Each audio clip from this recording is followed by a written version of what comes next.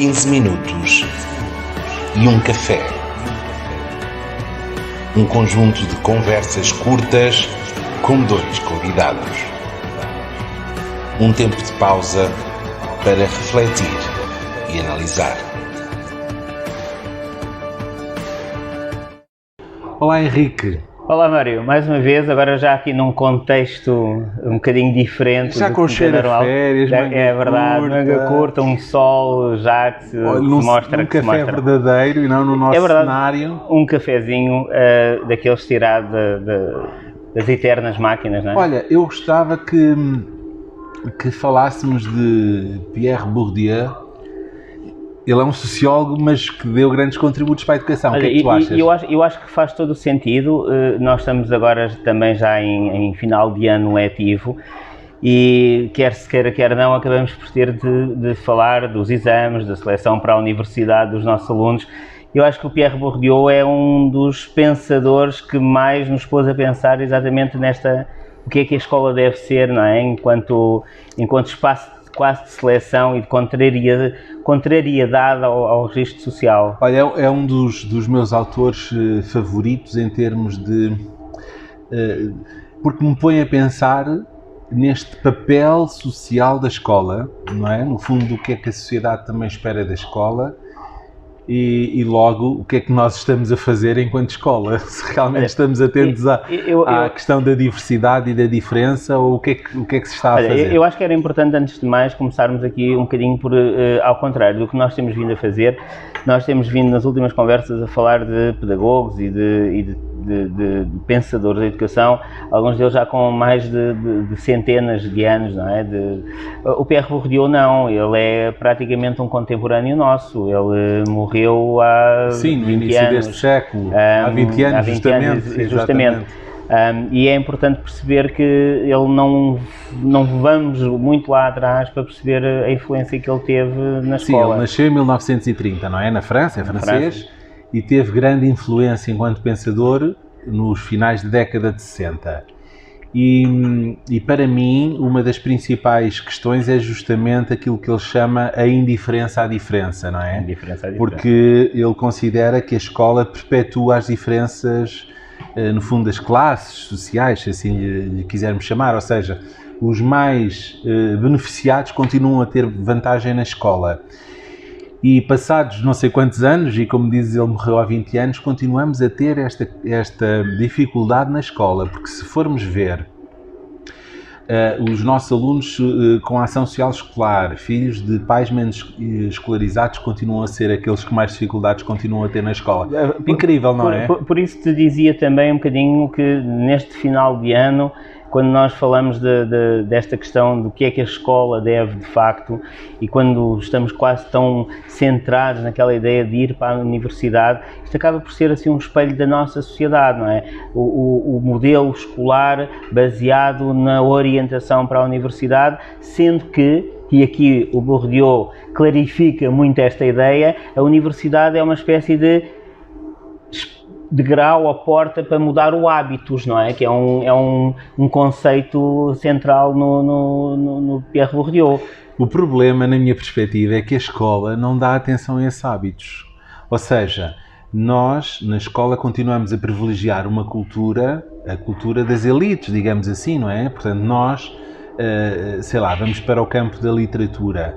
Porquê é que valorizamos determinados autores e determinados textos e não valorizamos outros, não é? No fundo, a grande questão, porquê é que ensinamos o que ensinamos na escola? Porquê é que temos este currículo e porquê é que deixamos outras coisas de fora? Porquê é que chamamos cultura geral estes assuntos, não é? De uma elite letrada, que gosta de ir a concertos de música erudita, que gosta de ir a museus, como se não houvesse outra cultura que os nossos alunos trazem para a escola também. Então, o que tu estás a tentar dizer é, um bocadinho aproveitando a teoria sociológica do Bourdieu, nós temos os vários hábitos dos vários grupos sociais, por assim dizer, mas depois a escola só tem um campo, não é? Ou só promove um campo, que é o campo, o tal que tu dizes de uma certa aristocracia, vamos chamar-lhe assim, aristocracia. Os nossos alunos não são tábua rasa quando chegam à escola, e quando chegam, o que é que acontece? Trazem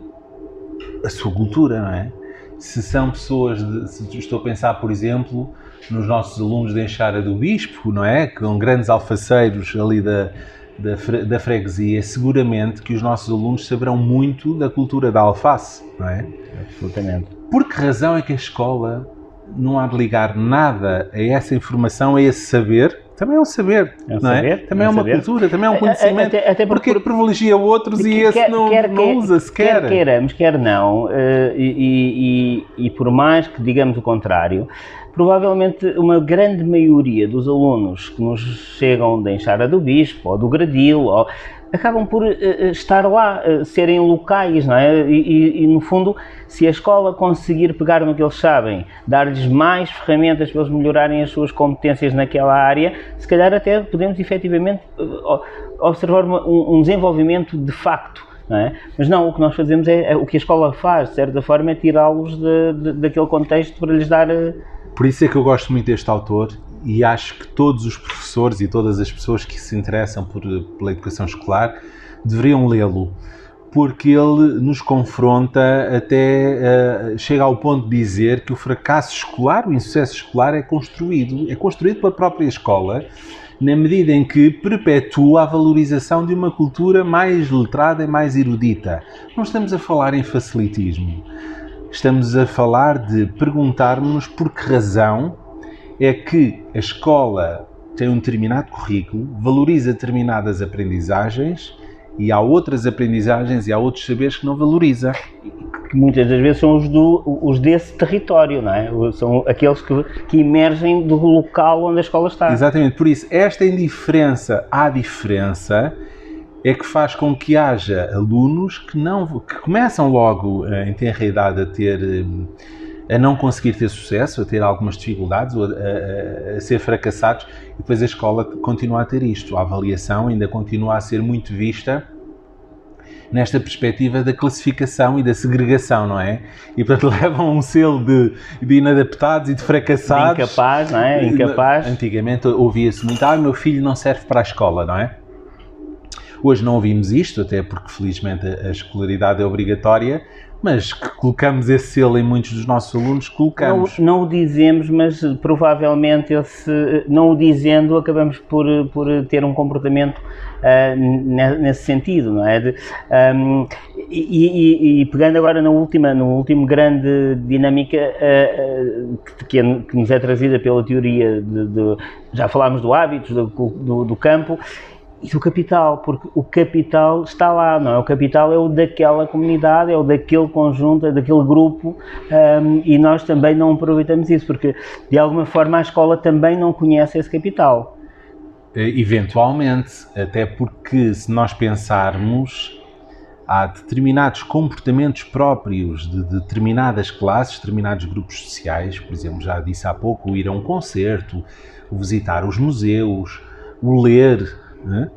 Alguns destes hábitos, não é? Algumas que estão integrados na cultura, alguns de nós professores também não os integramos, apesar de termos feito um percurso escolar, continuamos a não ler, a não ir a museus, a não ir a concertos.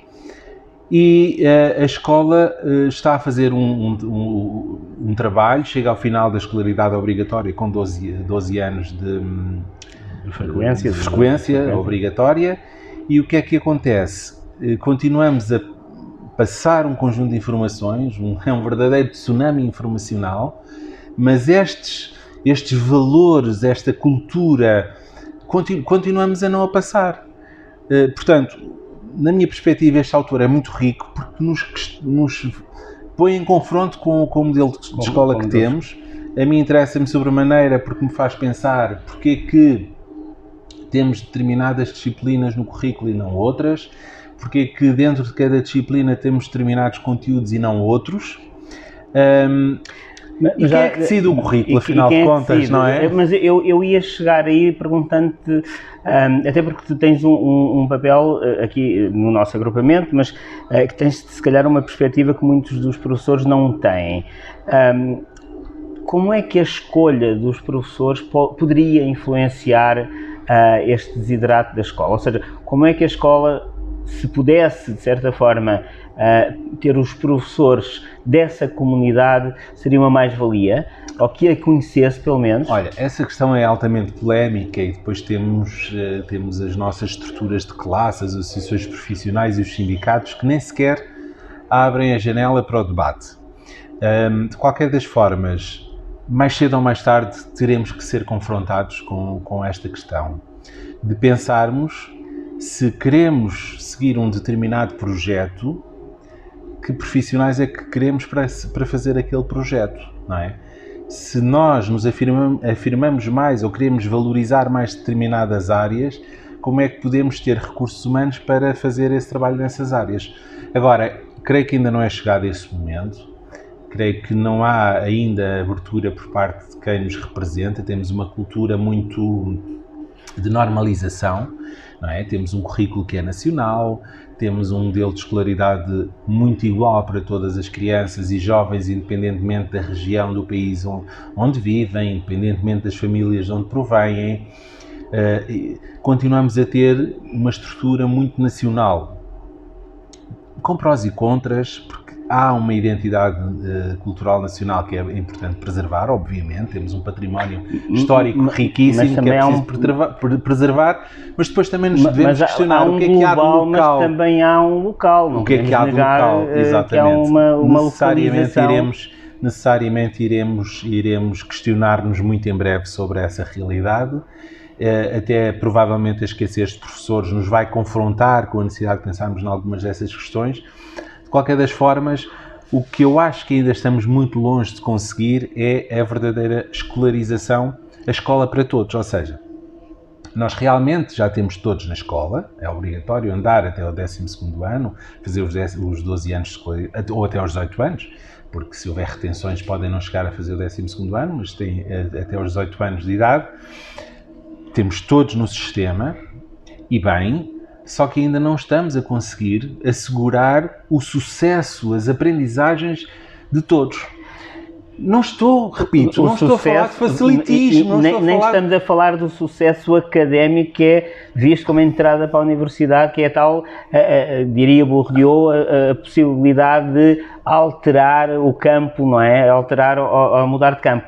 Mas ele não nos diz isso especificamente, ele diz-nos também que dentro de cada campo nós podemos melhorar de facto o desenvolvimento pessoal e profissional de cada cidadão. Claro, evidente, mas para mim o que é básico é não podemos continuar a beneficiar os que já são beneficiados por terem uma cultura familiar e comunitária que se relaciona muito com os conteúdos e com as áreas que a escola desenvolve e continuar a não beneficiar aqueles que têm uma cultura, uma experiência de vida, uma história de vida que é diferente da escola. Nós estamos a chegar ao final do nosso tempo. Temos que puxar todos para cima, não é? Estamos a chegar ao final do nosso tempo, mas eu gostava de refletir um bocadinho em voz alta contigo e que advém daquilo que acabaste agora mesmo de dizer. E uma das ideias também com que o Pierre Bourdieu, de certa forma, se movimenta durante toda a sua vida, que é esta ideia de meritocracia, não é? Dos quadros de excelência ou dos quadros de mérito, que ele, de certa forma, contesta, porque exatamente acaba por acontecer isto. Ou seja, o mérito é para quem já tem uma espécie de uma base que lhe permite atingir esses resultados. A fórmula, quanto a mim, é muito simples. Quem é que define o currículo?